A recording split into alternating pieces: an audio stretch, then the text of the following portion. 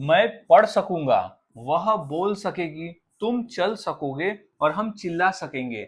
So guys, welcome back to my English class. और आज की इस क्लास में मैं इस तरह के वाक्यों की इंग्लिश सिखाने वाला हूं और इतनी आसानी से सीखेंगे कि इस तरह के वाक्यों को इंग्लिश में कैसे बनाते और कैसे बोलते आपको समझ में आ जाएगा, क्योंकि हम ऐसे वाक्य की इंग्लिश फॉर्मूले से सीखने वाले, इंग्लिश फॉर्मूले से, जहां आपको बहुत आसान हो जाएगा वाक्य को बनाना और फिर उस इंग्लिश में बोलना। जहां कॉमन है कि कर्ता यहाँ किसी कार्य को कर सकेगा, कर्ता यहाँ किसी कार्य को कर सकेगा यानी वो चल सकेगा, बोल सकेगा, यानी उस भविष्य में उसको शक्ति होगी, उसमें एबिलिटी होगी कि वो कोई कार्य को कर सकेगा।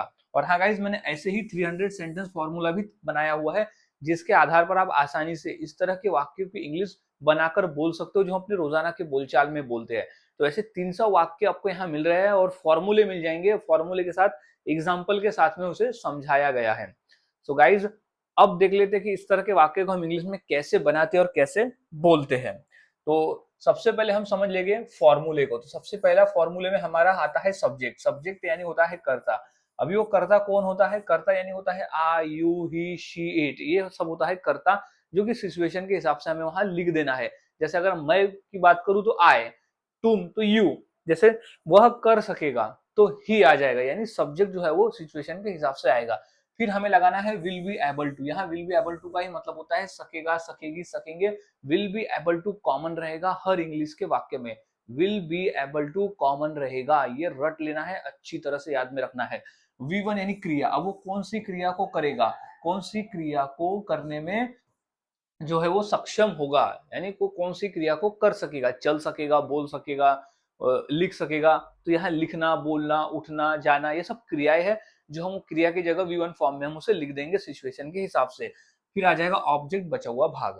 तो हमारा कंप्लीट फॉर्मूला है सब्जेक्ट, फिर will be able two plus V1 plus object. अब हम फॉर्मूला सीख लिए। अब फॉर्मूले के आधार पर वाक्य को इंग्लिश में हम बनाना सीखते हैं। तो सबसे पहला वाक्य है मैं पढ़ सकूंगा। तो मैं यहाँ पर हो गया सब्जेक्ट, तो सबसे पहले आ जाएगा आई। फिर लिखेंगे विल बी एबल टू यानी सकूंगा के लिए, तो ये हो जाएगा will be able to, will be able to, will be able to. अब क्या कर सकेगा? पढ़ सकेगा। तो क्रिया क्या है यहाँ पर? पढ़ना। तो क्या हो जाएगा? रीड। तो I will be able to read, यानी मैं पढ़ सकूंगा। अब नेक्स्ट है वह बोल सकेगी, यानी वह बोलने का काम कर सकेगी, भविष्य की बात कर रहे हैं। तो इसकी इंग्लिश क्या हो जाएगी? सकेगी। तो समझ में आता है कि वो लड़की है, तो वह क्रिया हम यूज करते हैं, लड़की है तो शी। फिर लिखेंगे will be able to, she will be able to, she will be able to. अब क्रिया क्या है यहाँ पर? बोलना। तो speak, she will be able to speak, यानी वह बोल सकेगी। तो इस तरह से वाक्य बनाते हैं और बोलते हैं। काफी आसान है, फॉर्मूले को याद में रखें। अब नेक्स्ट है कि तुम चल सकोगे। तो सबसे पहले सब्जेक्ट क्या है तुम के लिए? यू। फिर क्या है? विल बी एबल टू, तो you will be able to, you will be able to, you will be able to क्या है? अब क्रिया लिखना है, तो यहाँ पे क्रिया क्या है? चलना। तो you will be able to walk, यानी तुम चल सकोगे। तो you will be able to walk. अब नेक्स्ट है हम चिल्ला सकेंगे। हम चिल्ला सकेंगे यानी हमें एबिलिटी होगी।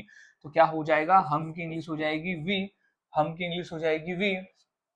फिर लिख देंगे विल बी एबल टू, तो we will be able to, we will be able to क्या कर सकेंगे? चिल्ला सकेंगे। तो we will be able to shout, यानी हम चिल्ला सकेंगे। तो we will be able to shout.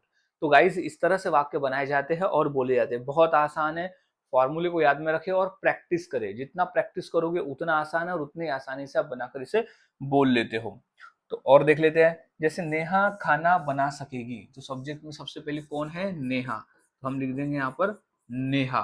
फिर लिख देंगे विल बी एबल टू, तो Neha will be able to, Neha will be able to क्या कर सकेगी? खाना बना सकेगी। तो खाना बनाने को इंग्लिश में कहते हैं कुक। तो Neha will be able to cook, यानी नेहा खाना बना सकेगी। अब नेक्स्ट वाक्य है राजेश दौड़ सकेगा। तो क्या हो जाएगा? सबसे पहले लिख देंगे हम राजेश, क्योंकि राजेश जो है वो सब्जेक्ट है। अब सकेगा की इंग्लिश क्या होती है? Will be able to. तो Rajesh will be able to, will be able to. तो Rajesh will be able to क्या कर सकेगा? दौड़ सकेगा। तो Rajesh will be able to run, run यानी होता है दौड़ना। तो गाइस, इस तरह से वाक्य बनाए जाते हैं और बोले जाते हैं। बहुत आसान है, फॉर्मूले को याद में रखें और प्रैक्टिस करें। जितना प्रैक्टिस करोगे उतना आसान है। अब इसी फॉर्मूले के आधार पर दो वाक्य थे, जैसे वे नाच सकेंगे और हम उसे मार सकेंगे। ये दो वाक्य की इंग्लिश क्या होगी? विल बी एबल टू का प्रयोग करके मुझे कमेंट सेक्शन में जरूर बताएं और प्रैक्टिस करते रहे। जितना प्रैक्टिस करोगे उतना आसान है और उतनी ही आसानी से आप वाक्य को बनाना सीख जाते हो। सो मिलता हूँ गाइज ऐसे ही और नए फॉर्मूले के साथ अगले वीडियो में।